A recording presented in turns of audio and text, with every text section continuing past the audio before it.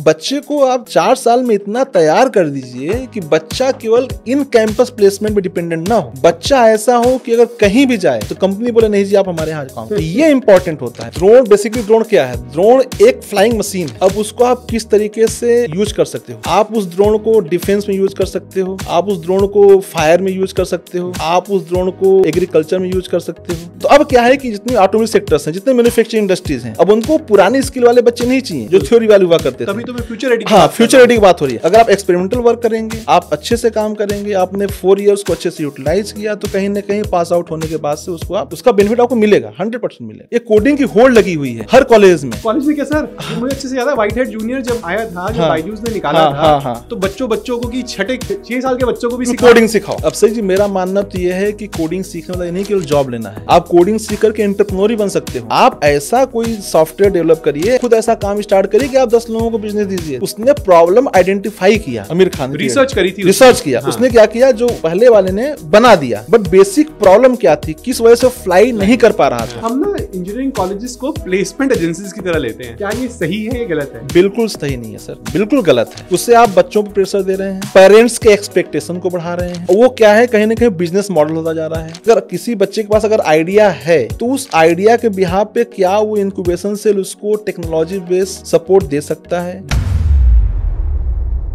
Welcome to wisdom whispers with Abhishek Mittal. हर साल हमारे कॉलेजेस से कुछ 15 लाख इंजीनियर्स पढ़ाई करके बाहर निकलते हैं। उनमें से कहा जाता है कि कुछ 10% लोगों को ही जॉब मिलती है। ये इतना बड़ा आंकड़ा है कि इसको सुनकर ही रोंगटे खड़े हो जाते हैं कि क्या हमारा एजुकेशन सिस्टम इतना खराब है कि जो 90% लोग हैं वो जॉब नहीं मिल सकती उनको?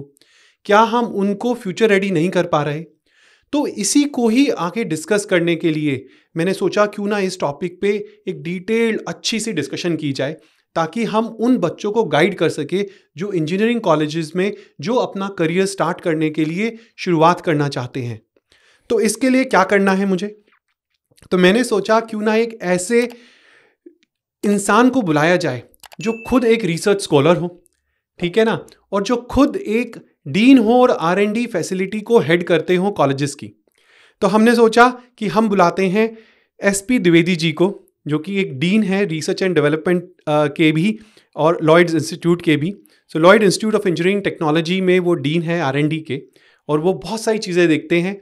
तो हम उनके साथ और बात करेंगे, और वो एक रिसर्च स्कॉलर है, 2% ऑफ द वर्ल्ड स्कॉलर में उनका नाम आता है रिसर्च में। So let's welcome SP Dwivedi ji to the show. Thank you Abhishek ji, thank you sir. बहुत बहुत शुक्रिया आपका शो पे आने के लिए। ये एक ऐसा टॉपिक है जो मेरे बहुत करीब है जी। और मैंने जब पॉडकास्टिंग की जर्नी स्टार्ट करी थी, मेरा मोटिव यही था कि हम उन बच्चों को कैसे गाइड कर सके जो कई बार मिस गाइडेंस के कारण गलत डिसीजन ले लेते हैं करियर में। तो इसी की शुरुआत करने के लिए मेरा जो पहला सवाल है आपसे, जो डिस्कशन के लिए पहला मुद्दा है, हम इतने सालों से बात कर रहे हैं हिंदुस्तान में कि हम डिफेंस में आत्मनिर्भर बनेंगे, आत्मनिर्भर भारत की बात करते हैं। तो जहां भी जब आत्मनिर्भर भारत की बात आती है तो हमने हमेशा सुना है कि इंजीनियर्स एक बहुत बड़ा रोल प्ले करते हैं, है ना? तो क्या हम ऐसा क्या कर रहे हैं कि जो इंजीनियर्स को हम इन रोल्स के लिए तैयार कर पाएं? अभिषेक जी, आपका क्वेश्चन बिल्कुल सही है। अगर हम लास्ट 10 to 15 ईयर्स में देखें तो जितने भी इंजीनियरिंग इंस्टीट्यूट्स हैं, चाहे वो हमारे यूपी के हों या अदर स्टेट्स के भी हों, उनका मेन फोकस कहीं ना कहीं थ्योरेटिकल नॉलेज पे ज़्यादा जा रहा है। वो प्रैक्टिकल नॉलेज पे थोड़ा कम फोकस करते हैं। तो कहीं ना कहीं जब आप अपने आप को तभी सेग्रीगेट कर पाते हो अदर इंस्टीट्यूट से जब कुछ आप अलग करते हो। तो हमारा जो कोशिश है एज ए लॉयड इंस्टीट्यूट में, हम लोग कोशिश ये करते हैं कि बच्चे को हम थ्योरी नॉलेज तो दे ही दें, साथ में उसको प्रैक्टिकल नॉलेज दो जो सोशल के लिए बेनिफिटेड हो। तो हमारे पास लॉयड स्किल सेंटर है जिसमें हमारे पास कई अच्छे ड्रोन्स हैं जो प्रोफेशनल ड्रोन्स हैं। वो ड्रोन्स हमारे क्या करते हैं, उसमें हमारे बच्चे भी इन्वॉल्व होते हैं। तो हमारे जो ड्रोन्स हैं वो ड्रोन क्या करते हैं कि हम उस पर बच्चों को एक्सपेरिमेंट कराते हैं, बच्चे हैंड्स ऑन करते हैं, बच्चे ड्रोन को फैब्रिकेट करते हैं, उसके बाद से उसकी टेस्टिंग करते हैं। हमारे 3 से 4 ड्रोन ऐसे हैं जो एग्रीकल्चर में बहुत अच्छा काम कर रहे हैं। अभी हम लोग महाराष्ट्र गए थे, वहाँ पे फार्मर्स को हमने हेल्प किया। हम लोग पंजाब गए थे, हरियाणा गए थे, नियर अबाउट 120 किलोमीटर रेंज में जितने भी हमारे फार्मर्स हैं उनको हम हेल्प करते हैं। उसके बाद हमारा जो नेक्स्ट वर्जन जिसमें हम लोग काम कर रहे हैं, हम लोग काम कर रहे हैं डिफेंस पे। आज के टाइम में आपको पता होगा कि डिफेंस में सबसे बड़ी प्रॉब्लम जो डिफेंस की है वो प्रॉब्लम हमारी है जो हमारे जो मूवमेंट जो होते हैं लाइन पे, लाइन ऑफ बॉर्डर, बिल्कुल, उसको कंट्रोल करना बहुत इंपॉर्टेंट होता है। तो इस समय हमने एक दो, अभी मैं नाम शेयर नहीं करूंगा, डिफेंस के एक दो हमारे जो एजेंसीज हैं ना, प्राइवेट एजेंसी, हमने टाई अप किया है, एमओयू साइन किया है, उनके साथ हम काम कर रहे हैं। हम ड्रोन की टेस्टिंग भी हम कर चुके हैं उस डिफेंस पे, और वो जो ड्रोन हमने फैब्रिकेट किया है हमारे बच्चों ने फैब्रिकेट किया है। तो हमारा जो लॉयड स्किल सेंटर है वो ड्रोन, ई व्हीकल और बैटरी पे हम लोग काम कर रहे हैं। इसमें बेसिकली हमारा जो ड्रोन, जो दो ड्रोन हमारे जो वर्क कर रहे हैं इस टाइम डिफेंस पे ही वर्क कर रहे हैं।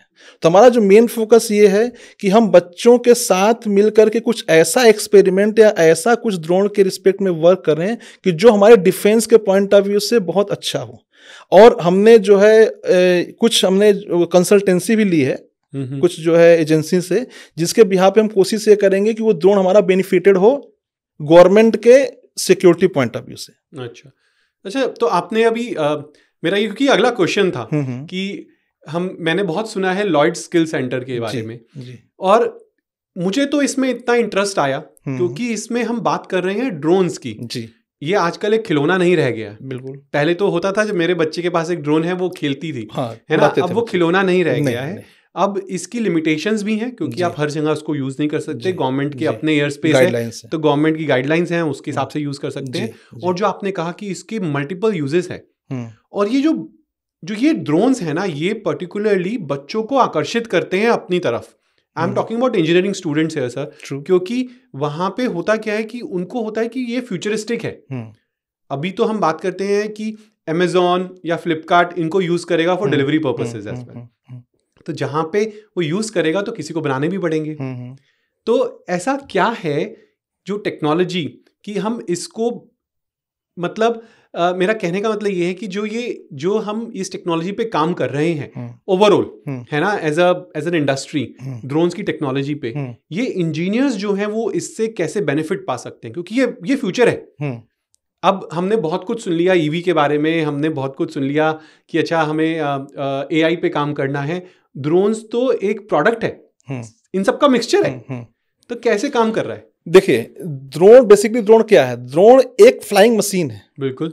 अब उसको आप किस तरीके से यूज कर सकते हो? आप उस ड्रोन को डिफेंस में यूज कर सकते हो, आप उस ड्रोन को फायर में यूज कर सकते हो, आप उस ड्रोन को एग्रीकल्चर में यूज कर सकते हो। ठीक है, तो अब बात हम करते हैं कि हमारा जो ड्रोन है किस किस पर्पस से हम लोग इसको यूज कर सकते हैं। तो जो प्रैक्टिकल पॉइंट ऑफ व्यू से अगर हम देखें तो प्रैक्टिकल पॉइंट ऑफ व्यू से ड्रोन एक फ्लाइंग मशीन है। अब उसको आप जिस पर्पस से यूज करोगे उसी पर्पस में यूज हो जाएगा। एग्जाम्पल के तौर पे अगर हम बात करें ड्रोन की कि अगर हम ड्रोन को यूज करना चाह रहे हैं फायर केस में, कहीं फायर हो गया तो हम फायर केस में उसको हम यूज कर सकते हैं। ठीक है, उसके बाद से हम अगर ड्रोन की बात करें कि ड्रोन अगर हम यूज कर सकते हैं ट्रेवल एजेंट, पहले के टाइम में आपको पता होगा कि सप्लाई करने के लिए कोई चीज हमें सप्लाई करनी है मान लीजिए, तो पहले क्या होता था, फिजिकल सप्लाई करने की कोशिश करते थे, ट्रेन यूज करते थे, बसेज यूज करते थे। आज के टाइम में हम लोग, गवर्नमेंट भी काम कर रही है, हम लोग उसे काम कर रहे हैं कि 120 किलोमीटर के रेंज में अगर मान लीजिए आपको कोई चीज सप्लाई करनी है, कोई मटेरियल सप्लाई करनी है, तो हम क्या करते थे, पुराने जमाने में पहले पक्षियां बर्ड्स हुआ करती थी, याद होगा आपको। बर्ड्स क्या करती थी कि उसमें हम क्या करते थे कि कोई मैसेज कन्वे करना है या समथिंग कन्वे करना है, तो हम बर्ड्स को क्या करते थे, फ्लो कराते थे। बर्ड्स यहाँ सामान लेके जाती थी, सामान क्या चिट्ठियां लेके जाती थी, वहां छोड़ के आ जाती थी। अब वही टेक्निक, वही चीजें हम ड्रोन में लाने की कोशिश कर रहे हैं। सपोज करिए मान लीजिए हम लोग यहाँ नोएडा में बैठे हैं, आगरा में हमें कोई ट्रांसपोर्ट करना है कोई चीज, लेकिन उसके ड्रोन के कुछ लिमिटेशंस होते हैं, कुछ वेट लिमिटेशंस होते हैं, इतने वेट तक ही उसको हम ट्रांसफर कर सकते हैं। बिल्कुल। पहला। दूसरी चीज ये होती है कि टाइम लाइन, मतलब कि हमारी जो बैटरी की कुछ टाइम लाइफ होती है, तो उस टाइम, वो कितने टाइम तक बैटरी हमारी उस ट्रेवल को सस्टेन कर सकती है। तो बेसिकली जो अभी रिसर्च का जो मेन पर्पज जो चल रहा है ड्रोन के रिस्पेक्ट में, वो यही चल रहा है कि हमारी जो बैटरी का वेट और टाइम कितना सस्टेन कर सकता है किसी चीज को ट्रेवल करके या किसी चीज को मूव करके किसी दूसरे प्लेस पे ले जाने के लिए। So, हमारी कोशिश तो यही होगी कि बैटरी का साइज रिड्यूस किया जाए, बैटरी साइज रिड्यूस किया, ट्रैवल टाइम बढ़ाया जाए, उसी पे काम चल रहा है। आपने हमारी बात बिल्कुल बोल दी कि बैटरी का, अभी क्या है, बैटरी का जो वेट होता है ज्यादा होता है। आपको पता है कि बैटरी का वेट ज्यादा होगा तो कहीं ना कहीं टाइम ट्रेवल में उसकी थोड़ी सी रिस्ट्रिक्शन आएगा। तो अभी जो रिसर्च जो चल रहा है, हमारा भी जो रिसर्च चल रहा है, रिसर्च यही चल रहा है कि बैटरी का वेट रिड्यूस करते हुए उसके टाइम लाइन को, टाइम जोन को बढ़ाने की कोशिश की जा रही है। उस पर भी हमारा LSC सेंटर काम कर रहा है। सर मेरा ना एक बहुत ही इंपॉर्टेंट क्वेश्चन है कि जो मैंने शुरुआत में बात करी थी कि हम 15 लाख बच्चे निकाल रहे हैं हर साल इंजीनियरिंग कॉलेज से और केवल 10% बच्चों को नौकरी मिलती है। तो ऐसा क्या करें हम as an educator and as institutions and as students कि हम वो फ्यूचर रेडी बच्चे बना सके? बिल्कुल सही क्वेश्चन आपने पूछा। देखिए ऐसा है ना कि आज के टाइम में हर बच्चा, ये प्रॉब्लम बच्चे की नहीं है, प्रॉब्लम इंस्टीट्यूट्स की हर जगह की है। बच्चा जब एडमिशन लेता है तो उसके दिमाग में डाला जाता है कि आपको प्लेसमेंट लेना है। बिल्कुल। तो बच्चा कहीं ना कहीं किताबी कीड़ा होना शुरू हो जाता है। वो क्या करता है, फर्स्ट ईयर से ही, अब फर्स्ट ईयर में आया तो हुआ कि भाई तुम्हें इतने % नंबर लाने हैं, 80% लाने, 90%, तो आप प्लेसमेंट में बैठोगे। तो बच्चा कहीं ना कहीं क्या होता है कि वो थ्योरी में घुसता चला जाता है और practical knowledge and skill based knowledge से दूर होता चला जाता है। तो उसकी प्रॉब्लम क्या होती है कि अब जॉब तो उतनी ही है, तो अब उस होड़ में कितने %, 90% बच्चे लाएंगे। भाई 100 में से 10% बच्चा 90% नंबर लाए, उसको जॉब मिल गई, बाकियों का क्या? तो बाकियों के लिए ये बहुत जरूरी है कि आप एक्सपेरिमेंटल और प्रैक्टिकल बेस्ड नॉलेज को गेन करें। उसके लिए क्या है कि उसके लिए आप किताब से हट करके कुछ रिसर्च ओरिएंटेड नॉलेज लें, कुछ आप FDP अटेंड करें, कुछ कॉन्फ्रेंसें अटेंड करें। आज के टाइम में इंडिया में बताऊं आपको कि लास्ट 3 to 4 ईयर में हर दूसरे इंस्टीट्यूट में अच्छे कॉन्फ्रेंसेस होते हैं, अच्छे स्पीकर्स आते हैं, फॉरेन स्पीकर्स आते हैं, प्रोफेसर्स आते हैं। आप उनके लेक्चर सुने, आप उन लेक्चर्स को सुन करके कुछ नॉलेज लें। उसके अलावा आप कोशिश ये करें कि जो आप second year, third year onwards, हमारा जो कैरिकुलम है, आप कैरिकुलम देखिए, कोई भी कैरिकुलम किसी यूनिवर्सिटी का उठा के देखिए कैरिकुलम का, उसमें प्रैक्टिकल चीजें खत्म हो चुकी हैं। आपको पता होगा पहले B हुआ करता, बैचलर ऑफ इंजीनियर, हाँ जी, फिर बीटेक आया। बीटेक क्यों लाया गया? बीटेक BE में क्या डिफरेंस है? बीटेक जो लाया गया था, इसलिए लाया गया था कि आप प्रैक्टिकल जो एक्सपेरिमेंटल जो लैब्स थी उसको इंक्रीज किया गया था। लेकिन प्रॉब्लम क्या हुई, वो प्रैक्टिकल चीजों को कॉलेज भूल गया और उसी होड़ में चलता चला गया। तो कहीं ना कहीं अब हमें एज ए इंस्टीट्यूट या किसी भी बच्चे को ये कोशिश करना चाहिए कि वो प्रैक्टिकल चीज़ों को सीखने की कोशिश करे। एग्जाम्पल के तौर पे अगर आप मैकेनिकल इंजीनियर हो तो मैकेनिकल इंजीनियर के लिए क्या है आज के टाइम में? इलेक्ट्रिक व्हीकल है, ड्रोन है, इन सब चीज़ों पर आप वर्क करना शुरू करिए। आज के टाइम इमर्जिंग एरिया ई-व्हीकल्स है, उस पर आप काम करिए। आपको पता होगा अभी लोग कुछ दिन पहले कह रहे थे कि ऑटोमोबाइल सेक्टर बंद हो गया। ऑटोमोबाइल सेक्टर बंद नहीं हुआ है, ट्रांजिशन जोन में है। बिल्कुल बिल्कुल, ट्रांसफॉर्मेशन है, वो तो होगा, ट्रांसफॉर्मेशन है और होगा ही। और ईवी भी एक, हमें जो लगता है कि मिड टर्म सॉल्यूशन है। बिल्कुल, वो मिड टर्म है, वो लॉन्ग टर्म नहीं है। लॉन्ग टर्म नहीं है, लॉन्ग टर्म नहीं है, वो मिड टर्म ही है, वो ट्रांजिशन जोन है। तो अब क्या है कि जितनी ऑटोमोबाइल सेक्टर्स हैं, जितने मैन्युफैक्चरिंग इंडस्ट्रीज हैं, अब उनको पुराने स्किल वाले बच्चे नहीं चाहिए जो थ्योरी वाले हुआ करते थे। तभी तो मैं फ्यूचर रेडी, हाँ, फ्यूचर रेडी की बात हो रही है। अब हमें क्या है कि बच्चा जो है, अच्छा हम कोशिश ये करें एज ए इंस्टीट्यूट, हम कोशिश क्या करें कि हमारे पास हर वो फैसिलिटी हो कि बच्चा वहां पे सीख करके जब फर्स्ट डे इंडस्ट्री में जाए तो फर्स्ट डे से वर्क करना शुरू कर दे। आज टाइम किसी इंडस्ट्री का टाइम नहीं है कि आपको ट्रेनिंग दे। बिल्कुल, मेरी बात समझिए। पहले क्या होता था, पहले GET एक होता था, post graduate engineer training. Yes, 1 year GET बच्चा काम करता था, देन उसके बाद से वो वर्क करना स्टार्ट करता था। आज टाइम इंडस्ट्री के पास इतना सब्र नहीं है, वो चाहता है कि हम बच्चे को इतने लाख पैकेज ला रहे हैं तो फर्स्ट डे से आउटपुट देना शुरू कर दे। तो उसके लिए बच्चे को कॉलेज लाइफ में ही कोशिश ये करना चाहिए कि वो हर वो चीज़ अपने पास ले आए, नॉलेज ले ले, ताकि वो अगर इंडस्ट्री में जाए तो इंडस्ट्री फर्स्ट डे से काम करना शुरू कर दे। अगर हम मैकेनिकल इंजीनियर की बात करें, मैकेनिकल इंजीनियर के पास बहुत कुछ करने को है। अब ऑटोमोबाइल सेक्टर है, ऑटोमोबाइल पहले IC इंजन पढ़ता था बच्चा, ऑटोमोबाइल सेक्टर पढ़ता था। अब वो जो इंडस्ट्रीज हैं वो IC इंजन, ऑटोमोबाइल की जरूरत ही नहीं उनको।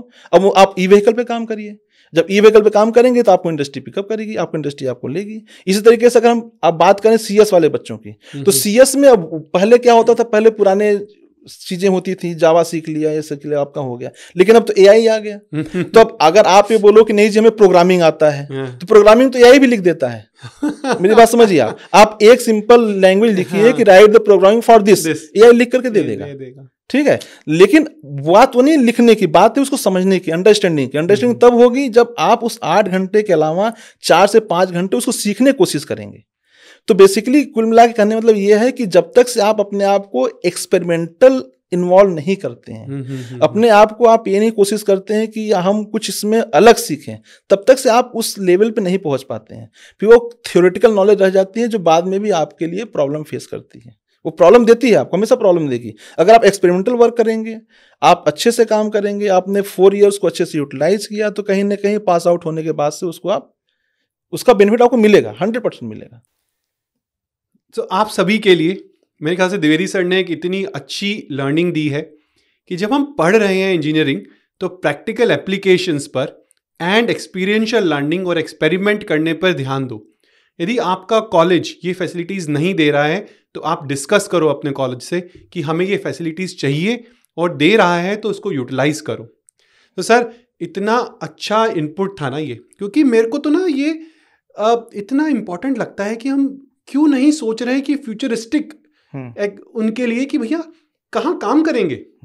सही है। आपने एक बात करी कि अभी एआई की कोडिंग की बात करी, तो इसी पे आगे ऐड करते हैं कि क्या आपने कहा बीटेक शुरू करी थी, अब बीटेक क्या कोडिंग तक ही सीमित रह गई है? बिल्कुल नहीं रह गई है। देखिए, अगर आप ये कहो कि नहीं जिस बच्चे को कोडिंग आती है उसी के लिए जॉब है, या कोडिंग, अच्छा एक चीज मैं और देखता हूँ आज के टाइम में, ये कोडिंग की होड़ लगी हुई है। हाँ, हर कॉलेज में क्या सर?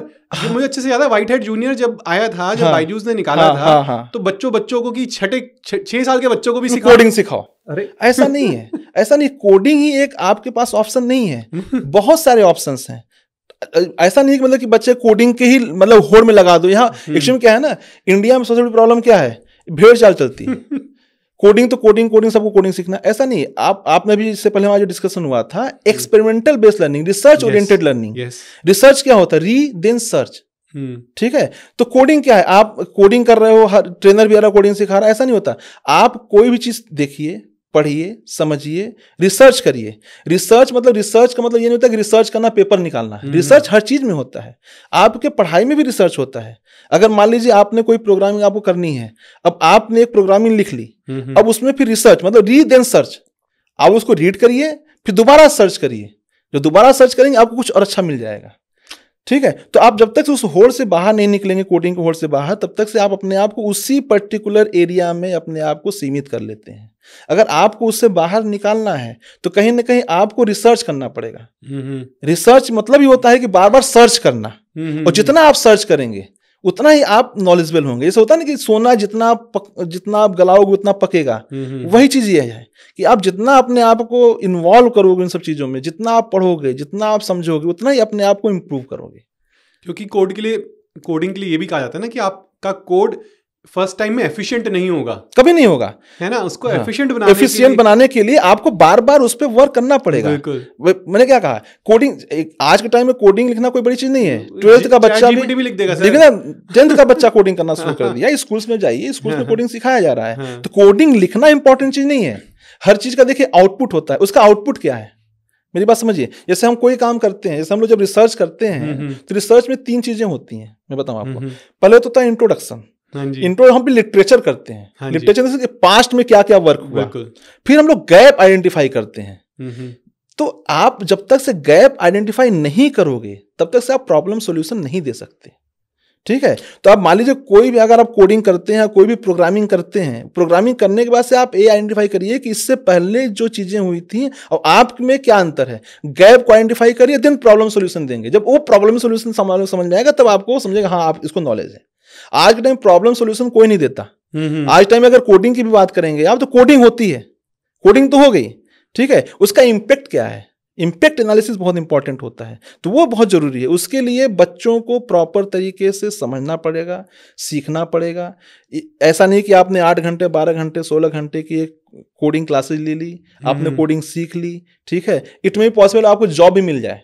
हाँ जी, बहुत बड़ी बात नहीं है, लेकिन उसका सोशल रिस्पेक्ट में क्या बेनिफिट है सर, उसको बिजनेस प्रॉब्लम से कैसे लिंक कर पा रहे हैं, जो आपने कहा ना, जी बिल्कुल, वो एक इतना गैप है, सबसे बड़ा गैप है। आपने जैसे कहा कोडिंग सीख लो, कोडिंग सीखने में क्या है, 10वीं का बच्चा भी कोडिंग सीख रहा है, बट आप एज एन इंजीनियर 4 साल में उसको बिजनेस से कैसे लिंक कर पा रहे हो, और उसका फाइनली आउटपुट क्या निकल कर आता है, वो इंपॉर्टेंट है। अब सही जी, मेरा मानना तो यह है कि कोडिंग सीखने वाला नहीं केवल जॉब लेना है। आप कोडिंग सीख करके एंटरप्रेन्योर ही बन सकते हो। बिल्कुल, आप ऐसा कोई सॉफ्टवेयर डेवलप करिए, ऐसा समथिंग, सॉफ्टवेयर खुद डेवलप करिए ना, कोई सॉफ्टवेयर डेवलप करके खुद ऐसा काम स्टार्ट करिए कि आप 10 लोगों को बिजनेस दीजिए, 10 लोगों को काम दीजिए, ठीक है ना। तो वो कब होगा, जब वास्तव में आप उस इंपैक्ट के रिस्पेक्ट में देखेंगे, आउटपुट के रिस्पेक्ट में देखेंगे, तब वो चीजें निकल के आती हैं। तो मेरा तो सभी बच्चों से यही सजेशंस है कि हमेशा आप थ्योरेटिकल नॉलेज से हट करके एक्सपेरिमेंटल नॉलेज में जाएं, सीखने की कोशिश करें, उसका मीनिंग क्या है वो समझने की कोशिश करें, उसका आउटपुट क्या है वो समझने, उसका इम्पैक्ट क्या है वो समझने की कोशिश करें, तब जाकर के एक्चुअल में आप कंप्लीट इंजीनियर बनेंगे। कंप्लीट इंजीनियर मतलब यही पहले हुआ करता था, इंजीनियर मतलब जिसको हर चीज की समझ हो। सर एक और भी होता था कि इंजीनियर्स को ना क्यूरियस कहा जाता था बिल्कुल सही कहा। उसके अंदर एक भाव होता था कि क्या होगा जो मैं बताया ना कि इसका क्या होगा, इसके बाद क्या होगा। अरे सर, जैसे ये माइक है हमारा, इंजीनियर होता है, एक अच्छा इंजीनियर, वो देखे यार इसमें से आवाज जा कैसे रही है, कैसे हो रहा है, ये टेक्नोलॉजी क्या है पीछे। Engineer, my father is engineer है, तो ये होता था कोई भी चीज इलेक्ट्रॉनिक आइटम, इलेक्ट्रिक इंजीनियर, तो कुछ भी होता था तो वो खोल के बैठ जाते थे। That is a curiosity and every engineer है। हाँ, बिल्कुल कि भाई है क्या इसके पीछे की टेक्नोलॉजी क्या है, वो समझना बहुत जरूरी है, और उसके लिए प्रैक्टिकल एप्लीकेशंस और एक्सपेरिमेंट करने बहुत जरूरी हैं। देखिए, जब तक से आप किसी चीज का एक्सपेरिमेंट करके नहीं देखेंगे तब तक से आपको समझ में कैसा रिजल्ट आया कैसे। एक्सपेरिमेंट बहुत जरूरी है। अगर आप सपोज कि अब बच्चा क्या करता है, लैब में जाता है, बच्चा लैब तो होती है, बच्चे ने क्या किया कि बिना एक्सपेरिमेंट के रीडिंग लिख लिया, कोई फायदा नहीं, उसका कोई फायदा नहीं। आप एक्सपेरिमेंट करिए। असली इंजीनियर वही जो अच्छा, वो अगर आप एक्सपेरिमेंट करोगे, रिजल्ट निकालोगे, तो आपको प्लेसमेंट भी मिलेगा, आप एक अपने आप को एक अच्छा एम्प्लॉयर भी बना सकते हो, आपको बाहर एजुकेशन में भी फायदा मिलेगा। लेकिन अगर आप सोचोगे शॉर्ट टर्म, तो शॉर्ट टर्म में आपको कोई बेनिफिट नहीं मिलेगा। तो हमारी कोशिश यही है कि जो भी बच्चे हैं अपना पहले एक्सपेरिमेंटल वर्क करें, एक्सपेरिमेंट करके सीखें, उससे ज़्यादा बेनिफिट मिलता है बच्चों को। सर मेरे बीच में स्माइल इसलिए थी, मुझे ना इस समय वो 3 इडियट का आमिर खान याद आ रहा था जब वो ड्रोन पे काम कर रहा था, क्योंकि वो एक्सपेरिमेंट था। एक तो वो मेरा खुद का प्रोजेक्ट नहीं था, वो किसी और का प्रोजेक्ट उठा के लाता है, उसको ठीक करता है और उसको एग्जीक्यूट भी कर रहा है। वो क्यूरियस था कि यार क्यों नहीं चल रहा। मतलब उसके दिमाग में ये सवाल था कि यार इसने बनाया बहुत बढ़िया बना। पहला तो मेरे दिमाग में मेरे पास एप्रिसिएशन थी दूसरे इंजीनियर के लिए कि यार कमाल की चीज सोची है बंदे ने, नया चीज निकाला है, मैंने उसको ठीक करा और मैंने उसको चला दिया। ठीक है, अब मैं इसी पे, क्योंकि हम ड्रोन्स की मेरे दोबारा अच्छा इसमें मैं थोड़ा सा बोलूंगा, उसने प्रॉब्लम आइडेंटिफाई किया। हाँ बिल्कुल, आमिर खान रिसर्च करी थी, रिसर्च किया। उसने क्या किया, जो पहले वाले ने बना दिया, बट बेसिक प्रॉब्लम क्या थी, किस वजह से फ्लाई नहीं कर पा रहा था, वो नहीं कर पा रहा था। तो उसने क्या किया, उस चीज पे उसने रिसर्च किया। इसको बोलते हैं रिसर्च मतलब नहीं होता पेपर राइटिंग। रिसर्च को लोग कई तरीके से सेग्रीगेट कर देना है। सर उसको वो स्टीरियोटाइप कर रखा है, रिसर्च मतलब थ्योरी लिख कर पब्लिकेशन करना। ऐसा नहीं, उसने रिसर्च किया, रिसर्च करके फिर उसने क्या किया, उसने गैप आइडेंटिफाई किया, जो बहुत इंपॉर्टेंट है। क्या गैप है, उस गैप को अगर आपने आइडेंटिफाई कर लिया फिर तो सारी प्रॉब्लम खत्म। तो उसने वही काम किया, तो देखिए वो उसने सक्सेस कर लिया। तो ये हर बच्चों को सीखना चाहिए कि आप किस तरीके से उस प्रॉब्लम को उठा करके गैप आइडेंटिफाई करके उसको फिर फर्दर उसका सॉल्यूशन देते। तो उसने सॉल्यूशन दिया। सर मैं वापस आता हूँ, अब मैं ड्रोन्स की बात करी हमने, तो मुझे एक बहुत अच्छा सा मेरा सवाल आया। मैंने आपकी जो इंस्टीट्यूशन है उसमें एक लॉयड्स स्किल सेंटर करके एक प्रॉपर एक डिवीजन है जी, उसमें ड्रोन्स पे काम होता है। हमने शुरू में बात करी थी जी, उसमें एसोसिएशंस हैं आप लोगों की जी। तो एक एसोसिएशन है आपकी आईजी ड्रोन्स के साथ, एक एसोसिएशन है आपकी गरुड़ा एरोस्पेस के साथ जी। और ये कंपनीज को छोटी मोटी कंपनीज की बात नहीं है, ट्रू है। ये आज फ्यूचरिस्टिक कंपनीज हैं जिनके लिए हर प्राइवेट इक्विटी पीछे पड़ा हुआ है जी। और ये हमारे आपके इंस्टीट्यूट में आकर आपके बच्चों को हेल्प कर रही है और ड्रोन्स भी मैन्युफैक्चरिंग हो रही है वहाँ पे जी। तो इनके साथ एसोसिएशन कैसे बनी? देखिए बेसिकली क्या होता है कि जब हम कोई भी काम स्टार्ट करते हैं तो पहले हम अपने आप को, जब तक से सपोज करिए मैच्योर नहीं होंगे, आपके पास कोई नहीं आएगा। फॉर एग्जांपल सपोज करिए कि जैसे मैं हूं, तो मैंने कोई वर्क स्टार्ट किया, तो हर इंस्टीट्यूट ने अपना समथिंग ड्रोन या समथिंग पे काम करना शुरू किया, यूएकल काम करना शुरू किया। लेकिन हमारा जो लॉयड स्किल सेंटर था, it's not only for the training point of view, हमने इसको कमर्शियल पॉइंट ऑफ व्यू से भी तैयार करने की कोशिश की। तो कहीं ना कहीं हमने जो बच्चों ने जो प्रैक्टिकल में ड्रोन बनाए या हमारे जो फैकल्टी ने जो ड्रोन बनाए, वो केवल ट्रेनिंग बेस्ड नहीं थे, वो कमर्शियल बेस्ड थे। तो उसके बाद से फिर क्या हुआ, जो हमने उस पर धीरे धीरे काम करना शुरू किया, तो कहीं ना कहीं फिर हमारे जो वर्क को कहीं ना कहीं लोगों ने देखना शुरू किया, समझना शुरू किया। हमने IITs में भी कई ड्रोन शो किए हैं, ST में किए हैं, ठीक है। तो उससे क्या होता है, कहीं ना कहीं आपका जो विजिबिलिटी है वो बढ़ती है। जब विजिबिलिटी बढ़ती है तो लोग आपसे कनेक्ट होने की कोशिश करते हैं। तो वो उसमें हमने काम करना शुरू किया। तो बेसिकली हमने कोशिश ये की कि हम जो ड्रोन पे जो काम कर रहे हैं, हमारा जो Lloyd skill centre, it's not only for the training purpose, इसको हमने कहीं ना कहीं कमर्शियल या कहीं ना कहीं उसको हम लोग कोशिश कर रहे थे कि ये हमारा प्रोफेशनल ड्रोन के रिस्पेक्ट में इसको हम लोग काम करें। तो हमारे जो 5 ड्रोन जो हमने स्टार्टिंग बनाए, 4 to 5 ड्रोन जो बनाए, प्रोफेशनल ड्रोन थे हमारे। अच्छा जी। तो फिर हमने जब गरुणा से, आईजी ड्रोन से हमने जब कांटेक्ट किया, जब हमारी जब बात हुई, तो उनको लगा कि हाँ, इनके साथ हम कुछ काम कर सकते हैं। अच्छा। तो कहीं ना कहीं हमारा जो लॉयड स्किल सेंटर है, अच्छे ये 2 तो हैं ही, उसके अलावा डिफेंस में भी एक एजेंसी है जो डिफेंस के लिए काम कर रही है, मैंने पहले बताया था आपसे, उसके साथ हमने काम करना शुरू किया है। ओके। तो उसमें क्या है कि उसमें हम डिफेंस के पॉइंट ऑफ व्यू से हम जो ड्रोन फैब्रिकेट कर रहे हैं उसमें हम कैसे काम कर सकते हैं। हमारे पास अभी 1-1.5 महीने पहले हमने एक टेस्टिंग भी की थी उनके साथ। अच्छा। हमने फ्लाई किया, उसके बाद हमने लोकेशन ट्रैक करने की कोशिश की थी। ओके। तो उस पर भी हमने वर्क किया है। तो कहीं ना कहीं हम कोशिश ये कर रहे हैं कि हमारा जो लॉयड स्किल सेंटर है, केवल ट्रेनिंग पर्पस न रहते हुए इसको एक लेवल ऊपर करते हुए दूसरे लेवल पे काम करें, ताकि हम, पहले हमने बताया कि सोशल पॉइंट ऑफ व्यू से कुछ बेनिफिट दे सकें। तो इस वजह से हमने गरुणा के साथ मिलकर के या कई अच्छे एजेंसी से मिलकर के हमने आसपास के जितने भी, मैंने पहले बताया था कि फार्मर्स को हमने बहुत हेल्प किया है। एग्रीकल्चर में आपको पता हो, एग्रीकल्चर में सबसे बड़ी प्रॉब्लम फार्मर्स के साथ क्या है, उनकी मैन पावर की प्रॉब्लम होती है। वो जो पुअर एग्रीकल्चर होते हैं उनके पास उतना एफिशिएंट नहीं होते हैं कि उतना वो दे पाए। तो कहीं ना कहीं ये बहुत इजी और चीप वे में क्या करते हैं कि उनको फार्मिंग में उनको हेल्प करते हैं हम लोग। अच्छा। तो ये जो हमने एक्टिविटी स्टार्ट की, जो आपने जो पहले क्वेश्चन पूछा कैसे एक कांटेक्ट में या कनेक्ट में हमारे आए, बिल्कुल बिल्कुल, तो उसी वजह से है। तो हमने जब ड्रोन बनाया, हाँ मैं फिर बता रहा हूँ, हमने ड्रोन, हमारा जब ड्रोन काम किया तो हमने आसपास के जो हमारे फार्मर्स थे, हमने उनको हेल्प करना शुरू किया, टेस्टिंग के बिहाफ पे, समथिंग बिहाफ पे। तब कहीं ना कहीं से वो फिर हमारे कनेक्ट में आए, फिर हमने काम करना शुरू किया। और भी धीरे धीरे बहुत चीजें हो रही हैं जो आपको आने वाले समय में पता चलता जाएगा धीरे धीरे। चलो बहुत बढ़िया है। हाँ, अब से एक चीज मैं आपको बताना चाहूंगा कि आज के टाइम में जंगल्स में बहुत आग लगती हैं, ठीक है, और जो फॉरेस्ट ऑफिसर्स के लिए बहुत बड़ा चैलेंज है ये, कि जब वो आग लगती है तो वो महीने 2-2 महीने गर्मियों में चलती रहती है। सर ये तो अभी हमको दिखेगा उत्तराखंड में, हम तो यूपी में बैठे हैं। हाँ, हमें ऊपर से दिखता है। और मैं सोनभद्र से बिलोंग करता हूँ, तो पूरा पहाड़ी एरिया है।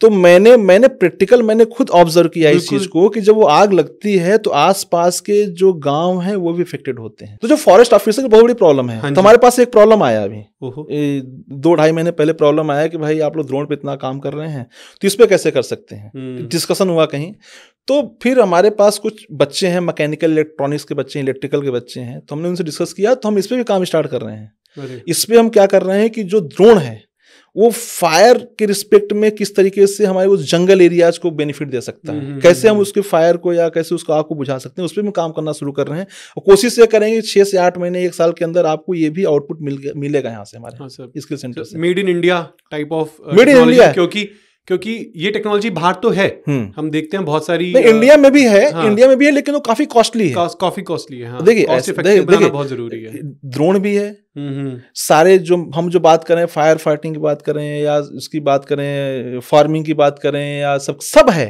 हाँ जी। लेकिन सबसे जो इम्पोर्टेंट चीज होता है कॉस्ट होता है। ऑप्टिमम कॉस्ट पे अगर आपको प्रोडक्ट मिलता है वो इंपॉर्टेंट है। ऐसा नहीं है, डिफेंस में भी ड्रोन यूज हो रहा है, बिल्कुल हो रहा है सर, सर्वेलेंस के लिए तो बहुत हो रहे हैं, यूज हो रहे हैं। लेकिन जो कॉस्ट जो आता है ना, कॉस्ट बहुत इंपॉर्टेंट चीज होता है। तो हम वह ड्रोन बनाने की कोशिश कर रहे हैं जो मार्केट में 5 लाख है उसको 2.5 लाख में बनाने की कोशिश कर रहे हैं, ताकि जो एक्चुअल में जो नीडेड पर्सन है वो उसको ले सकें, यूज कर सकें। तो उस पर भी हमारा काम चल रहा है। वो कोशिश ये रहेगा कि हमारे जो बच्चे हैं, 2 ग्रुप हमारे हैं, 8 बच्चे हैं जिस पे काम कर रहे हैं। हमने उनको प्रोजेक्ट दिया है, मोस्ट प्रोबेबली 6 से 8 महीने में प्रोजेक्ट कंप्लीट भी कर लेंगे। सर बहुत अच्छा काम कर रहे हैं। जी। एंड मेरी पूरी आशाएं, सारी गुड विशेज हैं आप लोगों के साथ कि ये तो एक ऐसी प्रॉब्लम है जो हमें दिखती है, और उसका यदि सॉल्यूशन हमने सस्ते में निकाल दिया ना तो बहुत बड़ी हेल्प होगी फॉरेस्ट डिपार्टमेंट की। जी। सर आगे बढ़ने से पहले एक क्विकली रैपिड फायर क्वेश्चंस करते हैं। 4 या 5 क्वेश्चंस होंगे। तो पहला सवाल है मेरा कि क्या एक हमारे पास अपॉर्चुनिटी है कि इंडिया की R&D फैसिलिटी, क्योंकि हमने R&D पे बहुत बात करी, कि हम उनको सिलिकॉन वैली के इक्विवेलेंट खड़ा कर सकें। देखिए, इसमें चूंकि आपका क्वेश्चन बहुत शॉर्ट में मुझे देना है, तो करेंगे, लेकिन थोड़ा टाइम लगेगा, लेकिन करेंगे। ओके, ठीक है। सर कोई ऐसे प्राइवेट या गवर्नमेंट इंस्टीट्यूट्स हैं जिनकी R&D फैसिलिटीज IIT से भी बेटर है? प्राइवेट इंस्टीट्यूट, हाँ जी। देखिए ऐसा है ना कि अब सबसे बड़ी प्रॉब्लम क्या है यहाँ पे, हम हर चीज को आईआईटी से कंपेयर करते हाँ हैं, जी। नहीं करना चाहिए। अच्छा, ठीक है, आईआईटी के पास गवर्नमेंट के फंड कितने आते हैं आप देखिए ना। वो तभी तो मैं कह रहा ठीक हूँ, है? कोई ऐसी है ऐसी फैसिलिटीज जिसको हम MIT से कंपेयर कर नहीं, सकें? हाँ, मतलब कई अच्छे यूनिवर्सिटीज हैं, कई अच्छे प्राइवेट यूनिवर्सिटीज हैं जो अच्छा काम कर रहे हैं, मैं नाम तो नहीं लूंगा, लेकिन जी। है अच्छी फैसिलिटीज उनके पास हैं। अच्छा, कई बार हम लोग टेस्ट करना होता है तो हम आईआईटी न जाकर के उन प्राइवेट लेबोरेटरीज में या प्राइवेट यूनिवर्सिटीज में जाते हैं। सर शायद मुझे इसका जवाब मिल चुका है, बट क्या AI और ML केवल कोडिंग है? No, okay. नो। सर, 2 ऐसे फोकस एरियाज जो इंजीनियरिंग स्टूडेंट्स को इंजीनियरिंग करते हुए ध्यान में रखने चाहिए। मैंने पहले बताया, प्रैक्टिकल बेस्ड लर्निंग और रिसर्च, ओके। ये 2 चीज करते रहिए आप। एक इंजीनियर की 2 अच्छी क्वालिटीज। क्यूरियोसिटी जो आपने बताया, हाँ जी। ठीक है, और इम्पैक्ट एनालिसिस, आउटपुट के रिस्पेक्ट में देखें, ये 2 चीज होना बहुत जरूरी होता है। अच्छा सर, एक लास्ट क्वेश्चंस, हमने शायद इस पे बात करी है कि हम ना इंजीनियरिंग कॉलेजेस को प्लेसमेंट एजेंसीज की तरह लेते हैं। क्या ये सही है या गलत है? बिल्कुल सही नहीं है सर, बिल्कुल गलत है। उससे आप बच्चों पर प्रेशर दे रहे हैं, पेरेंट्स के एक्सपेक्टेशन को बढ़ा रहे हैं, और वो क्या है, कहीं ना कहीं बिजनेस मॉडल होता जा रहा है। हाँ जी। जिसकी वजह से क्या होता है कि कई पेरेंट्स के इमोशनल थिंग्स से खेला जा रहा है, वो गलत है। बिल्कुल मत करिए, बिल्कुल मत करिए, उसमें मैं बिल्कुल डिनाई करता हूँ इस चीज़ को। Okay sir, thank you for tackling these questions, थोड़े से ट्रिकी भी थे कुछ। सर इसके आगे बात करते हैं। हमने ना एक चीज़ टच करी थी, इंक्यूबेशन सेंटर्स, और मेरा एक पॉडकास्ट भी रहा है, एक तुषार शेट्टी के साथ था, वो एक आइडियाज़ टू हब करके एक पुणे में एक बहुत बड़ा इंक्यूबेशन सेंटर है, but that incubation centre is primarily for seed companies जिनको गाइडेंस चाहिए कंपनीज को ग्रो करने के लिए, तो वो इंक्यूबेशन सेंटर है। बट मैंने देखा है कॉलेजेस के भी अपने इंक्यूबेशन सेंटर्स होते हैं, तो हमारा फोकस इंक्यूबेशन सेंटर्स पे कॉलेजेस क्या हेल्प करते हैं बच्चों की, और बच्चों को क्या देखना चाहिए कि वो ऐसा कॉलेज ज्वाइन करे जहाँ पे एक अच्छा इंक्यूबेशन सेंटर भी हो। देखिए, सबसे इंपॉर्टेंट चीज़ तो ये होती है कि जो इंक्यूबेशन सेंटर हमारा होना चाहिए किसी न किसी गवर्नमेंट एजेंसी से अप्रूव होना चाहिए। अच्छा। आज के टाइम में हर इंस्टीट्यूट ये बोलता है कि हमारे पास इंक्यूबेशन सेल है।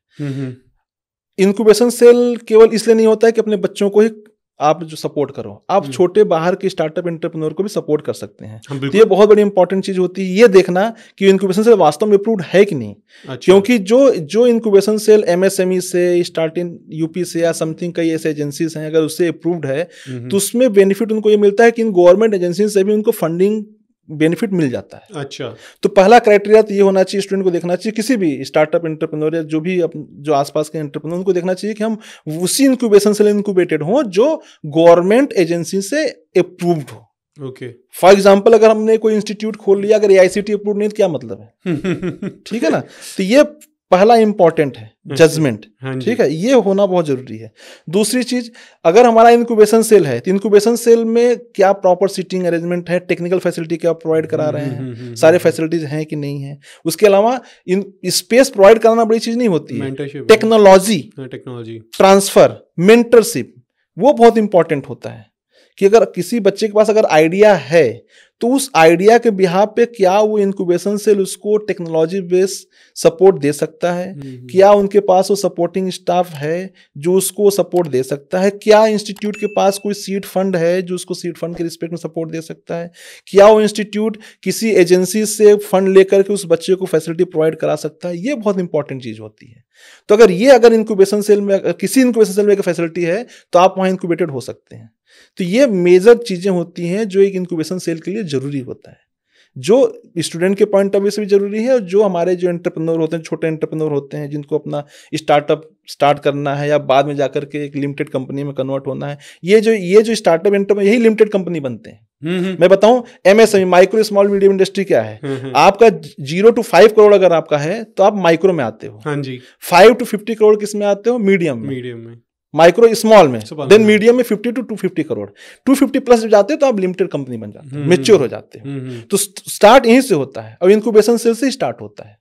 तो पहले मैं बताऊं आपको, पहले 2016 से पहले फैसिलिटीज इंस्टीट्यूट में नहीं हुआ करती थी। ये जब ये हमारे मोदी जी आए तो उन्होंने कोशिश किया कि भाई जॉब के साथ साथ बच्चों को एंटरप्रेन्योर के रिस्पेक्ट में भी मोटिवेट किया जाए। बिल्कुल। तो कहीं ना कहीं हर इंस्टीट्यूट में प्रेशर भी आया है, कॉम्पिटिशन भी आया है, हर इंस्टीट्यूट में इंक्यूबेशन सेल होना चाहिए। लेकिन कई इंस्टीट्यूट में इंक्यूबेशन सेल कागज पे है, दिखाने के लिए। लेकिन इंक्यूबेशन सेल का मतलब यही है कि आप हर उस बच्चे को, हर उस इंटरप्रेन्योर को सपोर्ट करिए, technology based, finance based, IPR based, हर तरीके से जब आप सपोर्ट करेंगे तब आप कंप्लीट इंक्यूबेशन सेल बनते हैं। थैंक यू सर, क्योंकि ये बहुत इंपॉर्टेंट क्वेश्चन था। बहुत सारे कॉलेजेस इस इंफॉर्मेशन के ऊपर बच्चों का इंटेक लेते हैं। तो इसी पे मेरा एक आगे फॉलोअप क्वेश्चन है। हमने देखा है इतने सारे कॉलेजेस हैं जो इस होड़ में होते हैं कि मैक्सिमम बच्चों का इंटेक ले लिया जाए, ठीक है, बट उनको आपके पास इंफ्रास्ट्रक्चर सपोर्ट नहीं दे पाते वो।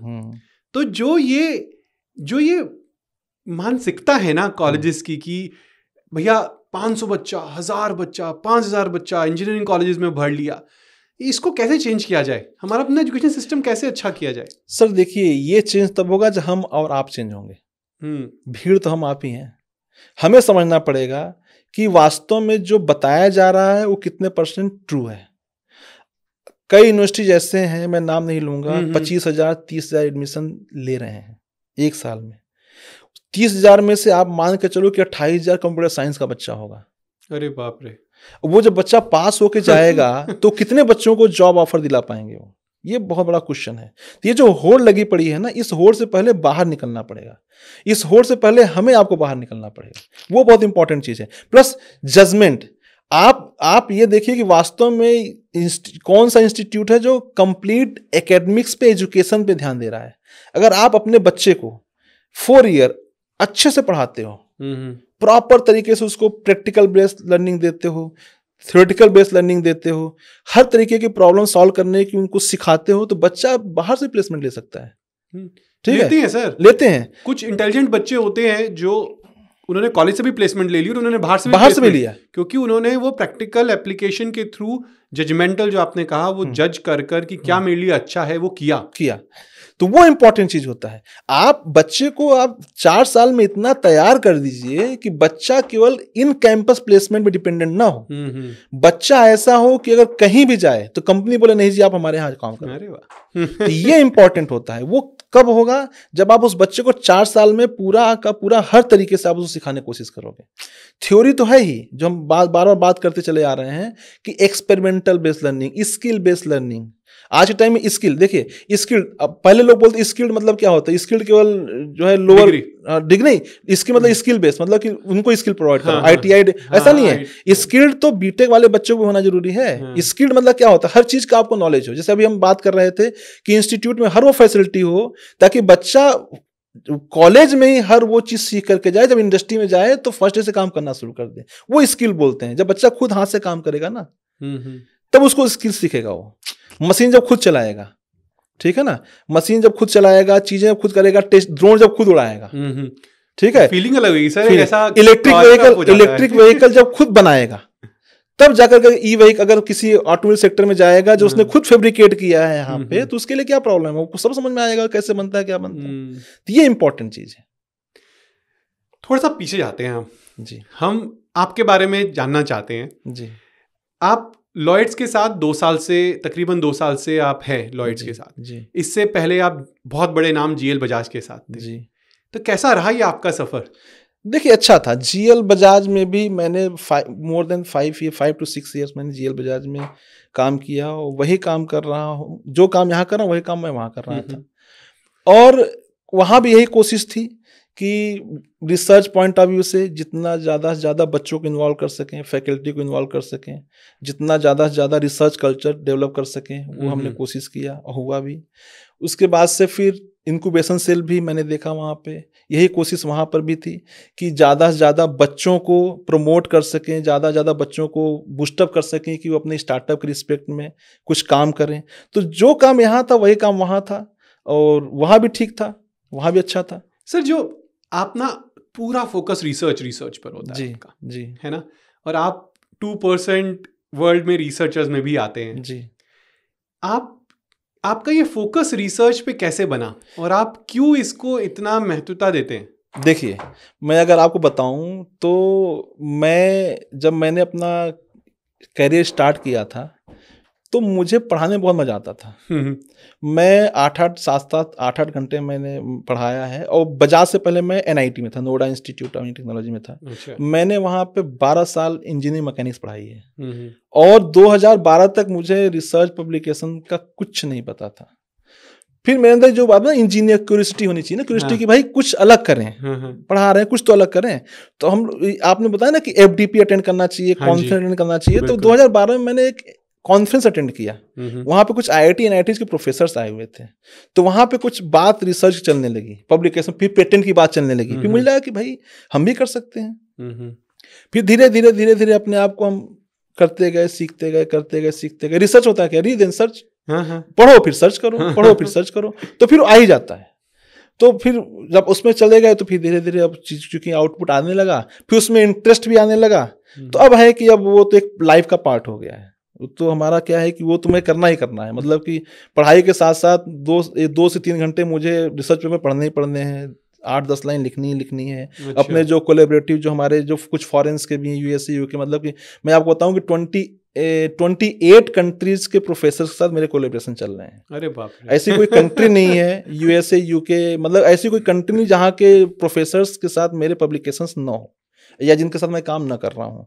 तो हमारा एक डिस्कशन का पार्ट रहता है कि भाई देखिए होता क्या, रिसर्च क्या, जो हमारे जो बुक्स हैं, बुक्स में तो वही चीजें पढ़ते आ रहे हैं, लेकिन पब्लिकेशन क्या है कि आप रोज नया क्या अपडेट ले रहे हो, या रोज नया अपडेट क्या आया और आप क्या दे सकते हो सोसाइटी को, वो बहुत इंपॉर्टेंट चीज होता है। तो कोशिश यही रहती है कि इसमें भी कुछ किया जाए, और उसका बेनिफिट स्टूडेंट कितना ले सकता है। अब मैं ये बताऊं कि जो मेरे रिसर्च पब्लिकेशंस होते हैं, मेरे नहीं होते हैं, बच्चों के किए वर्क होते हैं।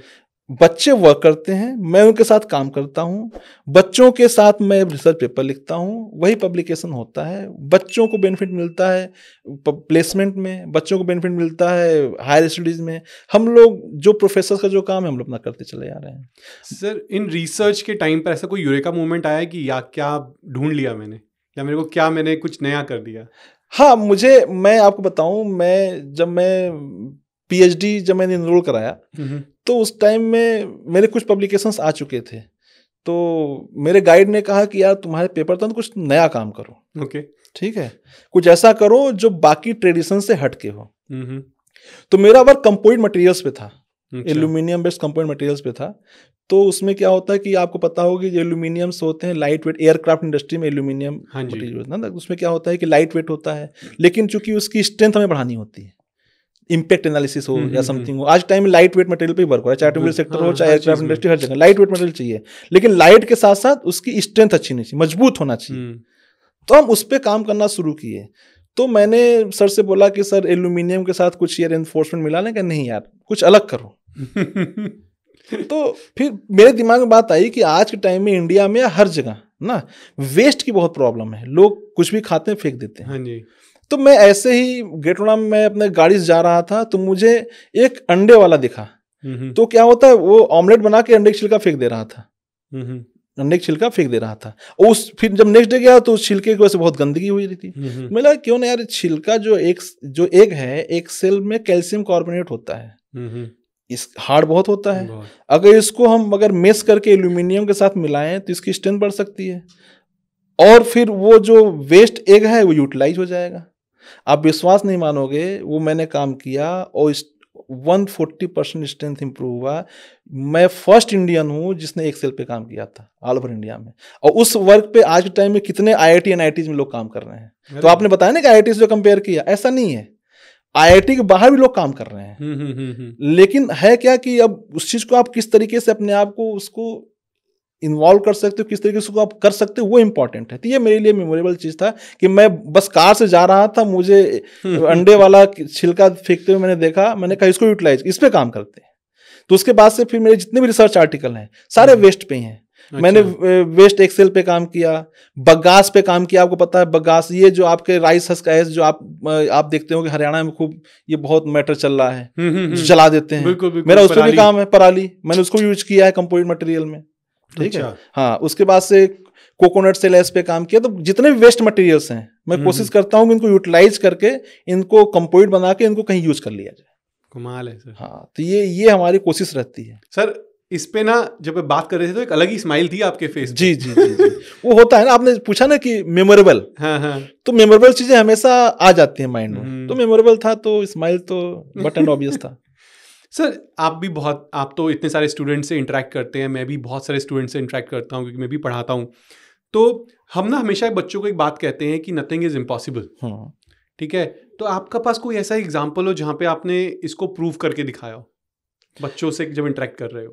बच्चों बेसिकली मुझे याद है कि अभी मैं जब जस्ट ज्वाइन किया ही था लॉयड में, तो हमारे पास कुछ बच्चे आए, तो उन्होंने कहा कि सर हमें कुछ काम करना है और कुछ करना चाह रहे हैं। तो मैंने कहा बेटा करना चाह रहे हो तो प्रैक्टिकल वर्क करो। ओके।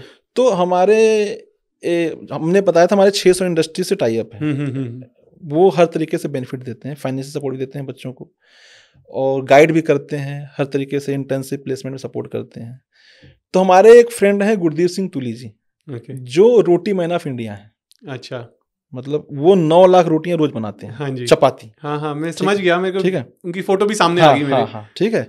तो मैं एक बार उनके इंडस्ट्री विजिट करने गया था, तो उन्होंने कहा द्विवेदी जी, उन्होंने मशीन दिखाई, पूरी मशीन की ऑटोमेटिक है। बिल्कुल बिल्कुल। तो उन्होंने कहा द्विवेदी जी ये यहाँ प्रॉब्लम है, इसको सॉल्व करवाओ। तो मैंने बच्चों को प्रॉब्लम दिया, लॉयड बच्चे थे, मैंने कहा बेटा इसको तुम करके दिखा दो, मैं मान जाऊंगा कि हाँ तुमने कुछ आता है, तुमने कुछ किया। अब विश्वास नहीं मानोगे, इलेक्ट्रॉनिक्स इलेक्ट्रिकल के 6 बच्चों ने वो तो नहीं कहेंगे उसको बनाया, लेकिन प्रोटोटाइप बनाया और ऑलमोस्ट 90% वो कंप्लीट है और उसको हम लोग सर को दिखाने वाले हैं। और वो सरप्राइज मतलब प्रोजेक्ट है, मतलब आप समझ लो कि मतलब वो ऐसा प्रोजेक्ट है कि मतलब कि अच्छे अच्छे लोग भी सोचें कि हाँ कैसे बन गया। तो कहते हैं कि कहीं ना कहीं हम कोशिश ये करते हैं कि जो हमारे बच्चे हैं वो वास्तव में कुछ करें।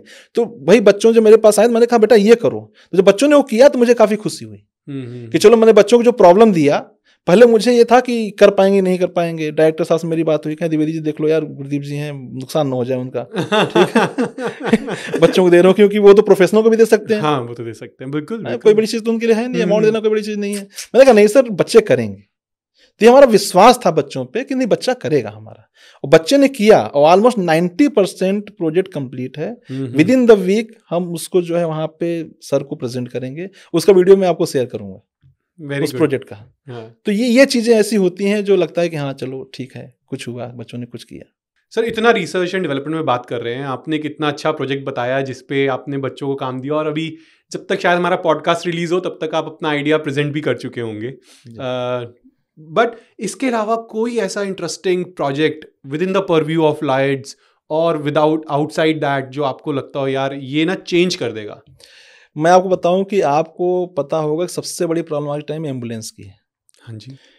शहरों में, गाँव में बहुत ऐसे एरियाज होते हैं जहाँ एम्बुलेंस का रीच नहीं हो पाता। पतली पतली गलियां होती हैं, छोटे छोटे जगह होते हैं, वहाँ एम्बुलेंस का पहुंचना मुश्किल है।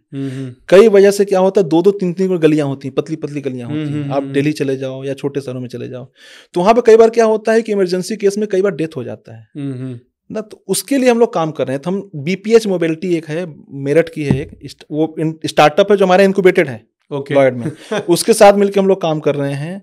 और ये वहां पहुंच जाएगी जहां बाइक पहुंच सकता है। अरे वाह, बिल्कुल। इसमें वो फैसिलिटीज भी होंगी, सारी, हाँ सारी फैसिलिटी, लेटने की फैसिलिटी है। अच्छा। एक ड्राइवर के साथ एक उसका अटेंडेंट बैठने की फैसिलिटी, पीछे उसके लेटने, उसके साथ एक बंदा बैठने की फैसिलिटी है, पूरी फैसिलिटी है। अच्छा। और ऑलमोस्ट 90% प्रोजेक्ट कंप्लीट हो चुका है। और आप 10% क्या ऑलमोस्ट कंप्लीट ही है। और ये हमारा एक ऐसा प्रोजेक्ट है, ड्रीम प्रोजेक्ट इसको कह सकते हैं आप, कि अगर ये मार्केट में आ गया तो हर उस एरिया में हर उस पर्सन के लिए काफी ईजी हो जाएगा जहां पे हमारा बड़ा एम्बुलेंस या ऐसे एम्बुलेंस रीच नहीं हो पाता। और ये इलेक्ट्रिक है। अरे ये इलेक्ट्रिक एम्बुलेंस है, ठीक है ना, प्योर इलेक्ट्रिक एम्बुलेंस है। हम सोलर पे भी काम कर रहे हैं। तो ये हमारा ड्रीम प्रोजेक्ट है। ऑलमोस्ट आपको मिल जाएगा 1 महीने 2 महीने में, इसके बारे में आपको जानकारी मिल जाएगी। भाई लॉयड ने BPS के मिलकर के कुछ किया है, कुछ हो रहा है, कुछ मतलब सोशल कुछ किया है। सोसाइटी, देखिए मेरा मानना है कि कमर्शियल या समथिंग जो होता है, लेकिन सोशल सोसाइटी के लिए आप क्या करते हैं, ठीक है। तो इस पे काम चला। एक काम और कर रहे हैं, आपको पता होगा कि ये जो स्किड स्टीयरिंग होती है, तो क्या होता है कि एक कंपनी है, उसके 250-300 स्किड स्टीयरिंग वेस्ट है उसका, रखा हुआ है, मतलब एक्सपायर हो गया, डीजल होता है वो, तो आप 10 साल 15 चला नहीं सकते उसको। तो हमारे पास हमारे एक फ्रेंड हैं, वो भी इंडस्ट्री के ओनर ही हैं, उन्होंने एक प्रॉब्लम दिया कि द्विवेदी जी ये प्रॉब्लम है, इसको इलेक्ट्रिक में कन्वर्ट करते हैं। आपको बता दें कोई स्किड स्टीयरिंग इलेक्ट्रिक में अगर आप फॉरेन में उसका कॉस्ट अगर पता करोगे 1.5 से 2 करोड़ का है, उसको हम लोग 20 से 25 लाख में इलेक्ट्रिक व्हीकल में इलेक्ट्रिक स्किड स्टीयरिंग कन्वर्ट करने का भी हम लोग कर रहे हैं प्रोजेक्ट। तो इस तरीके से कई ऐसे काम हम लोग कोशिश कर रहे हैं कि किया जाए और उसको हम लोग धरातल लाने की कोशिश कर रहे हैं। नॉट हम लोग थ्योरेटिकल नहीं, नॉट प्रैक्टिकल रिस्पेक्ट में भी कोशिश कर रहे हैं कि उसको हम कंप्लीट करके दिखाएं, पब्लिक को दिखाएं, हाँ ये चीजें हैं। तो ये कुछ प्रोजेक्ट्स हैं जो हम कर रहे हैं, कोशिश कर रहे हैं। ये तो सुनकर ही इतना अच्छा लग रहा है, ये दोनों प्रोजेक्ट्स इतने अच्छे लग रहे हैं। जी जी जी। एक रिवोल्यूशनिंग प्रोजेक्ट है towards the health care, right, और एक हम बात कर रहे हैं कि रीयूजिंग द सेम थिंग, हाँ, जो कंस्ट्रक्शन कंपनी यूज करती है। हाँ, बिल्कुल। तो अगर कंस्ट्रक्शन कंपनी मान लीजिए, अब चूंकि आपको पता हो कंस्ट्रक्शन कंपनी में बहुत ज्यादा गवर्नमेंट का प्रेशर है ग्रीनरी पे, क्योंकि बहुत ज्यादा वो पोल्यूशन क्रिएट करते हैं। हर साल लगता है सर, हमारे तो एनसीआर दिल्ली एनसीआर में हर साल लगता है। तो जितने भी अब इन पे प्रेशर है कि भाई आप जो भी व्हीकल यूज करो, ई व्हीकल यूज करो, ताकि आप कम से कम पोल्यूशन वेस्ट कर सको। तो प्रेशर उन पर है, प्रॉब्लम उन्होंने दिया, सोल्यूशन हम निकालने की कोशिश कर रहे हैं। तो अगर सोल्यूशन निकल गया तो हर वो इंडस्ट्री के लिए, जो आसपास की जो एनसीआर में जो इंडस्ट्रीज है उनके लिए बहुत बेनिफिटेड होगा। दो चीजें होंगी, एक तो हमारा फ्यूल सेव होगा, डीजल बहुत वेस्ट होता है, उसका एवरेज में बहुत कम एवरेज होता है, वो तो होता ही नहीं, ठीक है ना, क्योंकि हाई वेट होता है, पावर बहुत चाहिए होता है, ठीक है। उसको हम मोटर और बैटरी चलाएंगे, ठीक है, तो कहीं ना कहीं हमारा फ्यूल सेव होगा। दूसरा हमारा जो बेनिफिट होगा, दूसरा ये होगा कि हम ग्रीन एनर्जी की तरफ जाएंगे, ग्रीन एनवायरनमेंट की तरफ जाएंगे, दोनों चीजें हो जाएंगी। तो इस पर भी हम लोग काम कर रहे हैं। बहुत बढ़िया द्विवेदी जी, बहुत अच्छा लगा आपसे बात करके। हमने इतनी सारी चीज़ें सुनी जो कि एक इंजीनियरिंग स्टूडेंट्स के लिए इम्पॉर्टेंट है, एंड ये भी हमने समझा कि लॉयड इंस्टीट्यूट क्या क्या कर रहा है इस फील्ड में, ताकि वो बच्चों की हेल्प कर सके। मैं तो ये मानता हूँ कि जो कॉलेज, जो इंस्टीट्यूशन स्टूडेंट्स की तरफ सोच रहा है रेदर देन प्लेसमेंट्स की तरफ सोच रहा है, वो बहुत अच्छा काम कर रहा है। और जो आपने बताया वो ऐसा लग रहा था कि R&D तो लॉयड्स के लिए ब्लड है, वही चल रहा है वेन्स में। जी जी जी जी जी, थैंक यू। तो thank you for joining us sir, and बहुत बहुत शुक्रिया। Thank you. सो इसी के साथ हमारा ये एपिसोड, जहाँ पे हमने डिस्कशन करी कि इंजीनियरिंग के लिए आपको क्या ध्यान रखना चाहिए और कॉलेज कैसे सिलेक्ट करो, सबसे इम्पॉर्टेंट है हम बच्चों को ना, होता क्या है कि हम जो मार्केटिंग, जो एडवर्टीजमेंट्स हमें दिखाता है, हम उसको फेस वैल्यू पे लेकर कॉलेज सिलेक्ट कर लेते हैं। ऐसा मत करो। हमको पता है कि हर किसी का एडमिशन JEE IT के उसमें IITs में नहीं हो सकता, तो उसके लिए इतने सारे प्राइवेट इंस्टीट्यूशंस हैं, कॉलेजेस हैं affiliated to the government universities. आपके पास अपॉर्चुनिटीज़ अबंडेंस में है। जब अबंडेंस होता है ना, तो रिसर्च करनी होती है। जो सर ने कहा, हर चीज़ के लिए रिसर्च करो, अपने करियर के लिए भी रिसर्च करो, राइट डिसीजन लो और सही कॉलेज का चुनाव करो। सो इसी के साथ हम अगले हफ्ते फिर मिलेंगे एक नए एपिसोड में किसी नए गेस्ट के साथ। धन्यवाद।